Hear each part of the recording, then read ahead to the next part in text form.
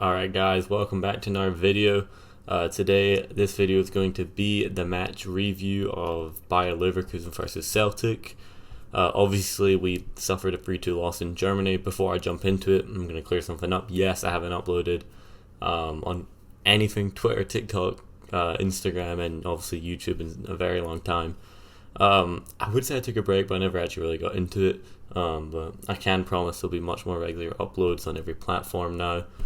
Obviously the TikTok will be linked below along with the Instagram and Twitter, and obviously you're on the YouTube, so while you're here you may as well subscribe, like this video, and comment, tell me what you think about the video. But yeah, we're just going to jump right into it. I want to try to keep this video a bit shorter, don't want to waste too much of your time. We're just going to start off the all-round performance of the team, and then we'll go into more in depth with certain events of the game. And then we'll maybe go on to the player ratings, and then how we move forward from this result, looking on to our next game against Aberdeen. But yeah, let's just hop right into the all-round performance of the game. I thought there were spells where we were really good, but there's also spells where we were really bad. We were really poor.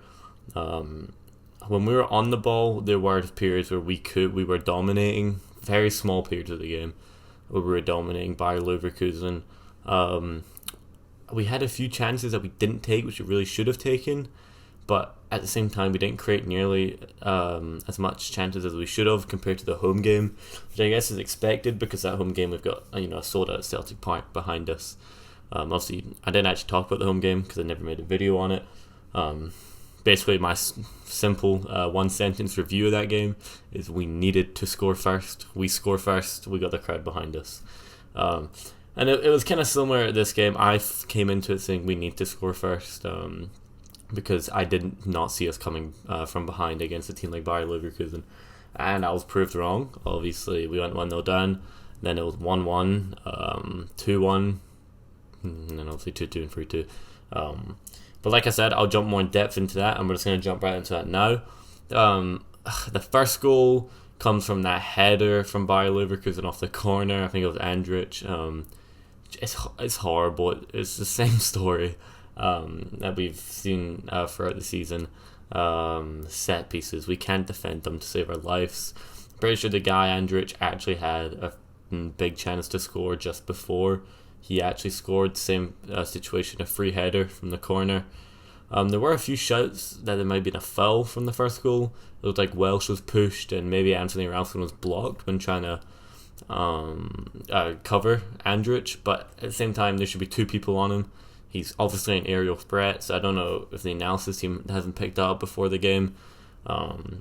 Unless it's something Bayer Leverkusen are just now introducing, but he should have been picked up with two people. Someone who initially tracks a run, and then someone who also meet him in the air. Say, because Ralston gets blocked, someone should be meeting him in the air. Didn't happen. He had a free header basically, and he put it in just minutes after he had a free header before, like I said, and he put it over the bar. So that could have easily been 2-0, two Andrich goals. But don't worry, he did go and score second later in the game, but we'll get into that. And then it seemed as if as we scored, Bayer Leverkusen took their foot off the gas, and we really put our foot on the gas. We woke up a bit. It was like a boot up the arse for us, a boot up the arse that we really needed. Because once that first goal went in, I remember saying we're going to get pumped. It's going to be like 4-0, 5-0 again, because we just showed no ambition up until then. Then obviously we conceded, and we turned on. And all of a sudden we looked like we were in this game. And then we created a few chances, but obviously the big chance is the penalty. And there's a lot to discuss in the penalty. Obviously, it's a blatant penalty. If you don't think that's a penalty, you need to go get some new glasses. You go Specsavers, because it's a clear penalty. But the main controversial thing is the yellow card. I might be saying this from a biased Celtic point of view, but I think that is a straight red card any day of the week. Kyogo's been like a WWE move, but you wouldn't even see that in a WWE. He's been two fist punched. Like I don't know. I can't put it into words because I think that's a straight red in my book. Maybe it's the fact that I had to go to VAR. He just gave him a yellow because the ref didn't see it first of all. But how neither the linesman or the ref could see the fact that was a penalty is a bit worrying because he's been punched in the face. The keeper's nowhere near the ball. You can put the argument up, the keeper didn't know the defender was going to head the ball out. But that doesn't justify the fact that you can go in and punch someone. That's like an attacker flying into a tackle, anticipating the ball to go to the guy, but his teammate intercepts it and goes up and runs with it, and he just takes the guy out off the ball. That's a straight red. It shouldn't be different for goalkeepers. Happens a lot. Goalkeepers get treated completely differently to players in the field. They get showed a lot of grace, and I think Hideki got lucky. I think Bayer Leverkusen got lucky. They should be down to 10 men from that point. But obviously we got the penalty, so I'm not going to complain about that. Juranovic, the coolest man in the park, cool as a cucumber, steps up and he Panenka's a goalkeeper. Not the first time we've seen that in a European game. Obviously Odsonne Edouard has done that many times, most recently against Copenhagen. It takes some nerve to do that, and I shit myself for a minute because it went off the bar and it looked like it went wide for some reason. I was preparing for the worst. After that Giakoumakis penalty, I wasn't feeling so confident. But Juranovic scored it, which was massive. And I thought, okay, I think we still had 5 minutes and a half to go around. Let's get second. Let's go into the second half 2-1 up. That's handball, let's go again. No, we did the opposite. I actually thought there was times we really should have conceded right after we scored. So we saw at the half. I'm pretty sure it was the start of the second half. It was Bayer Leverkusen hit the post twice. One of them being Moussa Diaby's absolute rocket of a shot that hit off the bar and it bounced back to Wirtz, I'm pretty sure, who tried to dink it. Wide open net, Hart's not there, and he's hit the post, and we've gotten very lucky, and it's gone out for a corner or a goal kick or something. Which that easily could have been 2-1. I don't know if that was in the first or second half. I actually can't remember. But that easily could have been 2-1 then. But they proceeded to pile on pressure for us for a lot of the game from there. But then we got that break. I think it was the Joe Hart double save. Around 3 minutes later, Joe Hart gets the ball and he punts it. And it's an amazing flick amazing flick from Forrest back to Turnbull, who then feeds it back to Forrest as a one-time pass into Beaton. I thought fucked it, but Jeremy Frimpong, once a Celt, always a Celt, comes in clutch, gives us the ball right back to us in his own 18-yard box. Ball to Kyogo, who plays it to Jota, who an amazing finish. Jesus, the ball comes out to him and he still has a lot to do. He could have cut in, taken it, he could have done many things, but he rifles it. First time I don't think he took a touch, and it went perfectly into the side netting, an unstoppable shot. After Jota being a very quiet game, if you ask me, up until then, which is what Bayer Leverkusen wanted, because I noticed with both wingers, as soon as they got the ball, there were two players on him. I think what Bayer Leverkusen set up to do in that game was to nullify both our wingers, so we couldn't get those crosses in that we'd like to do a lot. I think James Forrest got to the byline a few times, but I think Jota struggled to. I don't think that's Jota's style. I think Jota likes to take players on and maybe cut in, get a shot, which is why he was nullified completely. But we scored 2-1, and it's looking really good. Really good. And then, you know what happens. It's 2-2. It's just poor defending again. And it's come both their second and third goal comes from the same area of the field. It starts in the left flank with Wirtz. Wirtz has something to do with it. He was magnificent today. He did it against us at Celtic Park, and he's done it against us again. He is a talent. He's only 18 as well, so it won't be long until he's in the Premier League. Or I wouldn't be surprised if even Bayern pick him up or something like that. That was amazing from him. A good performance from him. I gotta give it to him. But yeah, it was. I think the ball got switched all the way to the left-hand side, and then it was just a first-time touchback. And I think it was Moussa Diaby. No, Moussa Diaby scored the third.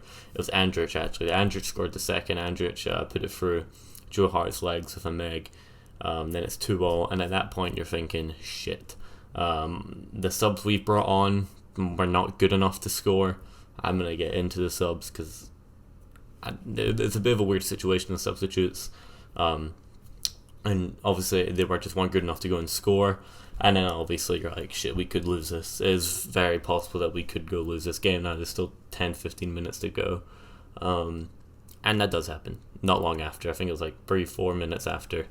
Wirtz picks up the ball, dinks it to the edge of the box. Diaby, completely clear. I think it's Callum McGregor has to be on him or stepping onto him quicker, and he's getting in front of him, and there's a much lesser chance that he gets that shot off, or it's as good as it is. And it's an amazing finish. Diaby makes it 3-2, and at that point, all hope is lost because we just looked done and out by that game. I think obviously the subs came on, so our best players ran their race and they were off. But I'm going to get into the subs. Obviously, James McCarthy came on for Beaton, which is a bit of a forced substitution as he was injured. But Beaton did have a good first half, but he stepped up in the second half. I was saying at halftime that McCarthy should come on for Beaton around the 60th minute. Looking back at it, I wish that didn't happen. Beaton was solid defensively. Obviously, he's always a bit weird going forward. He's like a deer on ice when he goes forward, Beaton. But defensively, he was solid, and I don't think it's a coincidence that when he came off, we started to struggle defensively. Beaton, I think he played a big role in the second half and probably parts of the first half as well that just went unnoticed with the back line helping them out. Obviously, McCarthy's a good player, but he's not that convincing. But maybe he does a lot of background work that goes unnoticed, but I don't know. But that's not the main problem. The main problem is obviously taking off Kyogo, Forrest, and Jota. Obviously, I could see why Kyogo's tired. He's running all game, and obviously same with Shota and Forrest. So they come off, and Mikey Johnson comes on, who I think I've written players off earlier and I've regretted it, but I think his race is run in the Celtic top. He's nowhere near the player he was before he had this long injury break. Run a few injuries actually. I don't think we should sell him, but I think in January we should really look to loan him out for 6 months, maybe to another team in Scotland or maybe a lower team in England. We should keep him in the United Kingdom, keep him in Scotland if possible, maybe, because there's teams that would pick him up, and I could see him playing for like a Hibs or a Hearts maybe, and maybe doing a good impact and coming back, maybe getting a place in the team or fighting for one. Because right now he looks so far off it, and he's not good enough to play in a Celtic shirt right now. Yeti, he actually wasn't bad coming off the bench. He had an immediate impact. I think he won the ball. We went up on attack. There was one moment where Yeti, he was breaking forward just on the edge of the 18. I think at this time we're actually, I think it's 2-2, or we might be 3-2 down. And he has Mikey Johnson to the left of him, and I think he has a Bada to the right. But he has space to shoot on the edge of the 18, and Yeti should be taking that shot. Because he plays it to Mikey Johnson, and Mikey Johnson, he just does his shit. He does these little like flip-flaps, step-overs, and nothing comes of it. Nullifies the attack, and they take the ball and they go on another attack, I think Yeti should be shooting that. But other than that, I don't think Yeti was actually that bad. He was alright for what he was given and the time he was given. He wasn't that bad, surprisingly. But Lila Bada, man, fucking hell. I know he's only 19, and it's probably not right to jump on his back like this knowing he's only 19, but if you put on that Celtic shirt, you're putting a lot of pressure on your shoulders, and there's a lot of expectation on you to perform well, and you can't come off the bench on a European game looking to fill Jota and Forrest boots on the wing, who's just put an amazing performance, and play like that, man. His passing is so off. His crossing was off. I think he had an overhit cross, which was horrible. He didn't really take anyone on. He looked very like he just didn't want to be on the field. That's it. And I think Abada, that just shows that maybe he needs a rest. He needs competition. That's what he's got now. And he's going to be on the bench for a while, I think. I think we'll see Forrest for a few weeks starting until Abada comes off the bench and makes a good impact. I think that's how it should work between the two of them. If Forrest has a quiet game, Abada comes off the bench and scores and makes an impact, Abada starts the next game.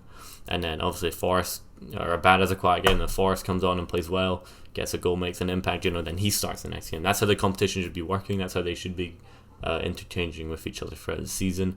I think that's how you keep both of them on top of their game in good form, because they've got good competition. That's what we saw with Patrick Roberts and Forrest back under Brendan Rodgers, which worked really well. Give both players a motivation to play well, because they need to keep their spot in the starting 11. But yeah, those are the subs that really came to note. I think at the end of the day, it was squad depth that really hurt us at the end, which leads back to obviously Ange not getting backed in the summer window. Even though we did bring in, it's definitely a lot of signings. Still wasn't enough for a rebuild. We need more depth. and I think we'll see more depth come January.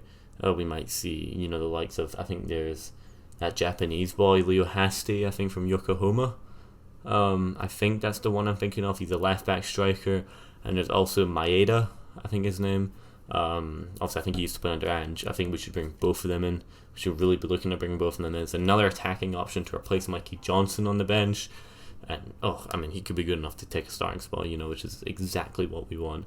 And then I think the other lad's a fullback, but I think he can also play striker. It's kind of unclear, but he will take it. There's word that Yeti is out the door in January. I don't know if it's on a permanent or maybe a 6-month loan or maybe an 18-month loan or something. I think we should not sell a Yeti, honestly, because if we do sell him, I think we'll only get a few million off of him. I think we should put him on a 6-month loan and see how he does. If he does well, give him a chance in pre-season.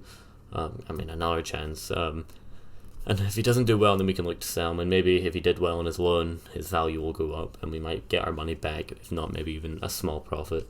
But yeah, obviously I can just see the timer's gone to 16 minutes. The time flies by when I'm making these videos. I could really talk about this game all day. But quickly, I'm going to go just the all-round performance again. And obviously we'll just look into the Aberdeen game, but there will be an in-depth review of the Aberdeen game this weekend. Disappointing to not win, but a lot of positives and negatives to take going forward. Obviously we're in the Conference League now. We're going to look to do damage in there. I don't think we could win it. I'm not saying we're going to win it, but we can really look to do some damage and maybe go on a bit of a cup run in Europe, which it'd be great. It'd be great for the fans travelling, and it'd be great for the club and exposure for the club as well. But look, we're done with the Leverkusen game. Put that behind us. No point dwelling on it. We're going to look forward to Aberdeen now at Celtic Park. Obviously, they gave us a bit of a challenge away at Pittodrie earlier in the season, and I expect them to do the same at Celtic Park. But I just don't think they'll be good enough to come and really cause us a problem. That's probably gonna regret saying that because we're gonna go drop points probably now that I've said that. But I just don't think they're good enough to come and really maybe try to take a point off of us. Aberdeen have been lackluster all season, but they always do turn up against Celtic. Always us, never really Rangers. Oh, well, they did earlier in the season, but they'll be wanting to take a few points off us. Obviously, we'll be welcoming back Scott Brown. Also be the first game at Celtic Park since the passing of Bertie Auld, so it will also be a fairly emotional game. But look, I'm going to do a whole in-depth review of the Aberdeen game coming up because there is a lot to talk about in the back of this Leverkusen game. Obviously the starting lineup. But yeah, that's going to wrap up this video. I hope you guys have enjoyed. I certainly did enjoy it. It's good being back. Also, it was a fun game to watch at the end of the day. It was enjoyable. As a roller coaster of emotions, and that's what we want as football fans. Some people don't, but that's what I think is good fun. And obviously disappointing not to get the win today. Conference League it is, but there'll be more in-depth reviews of all the games coming up. Very busy December and a very important December. But yeah, make sure you guys do subscribe, comment. I'm sure I'll probably have a few Rangers fans commenting as I did, and I was just looking back at some of my old videos. I had a lot of Rangers fans comment on that Hearts loss. Should probably make a video looking back at them because some of them are really a good laugh, and I don't blame them. I lost control of that review, but rightfully so. But anyways, yeah, subscribe. Hope you guys enjoyed this video, and until next time, I'll see you boys later.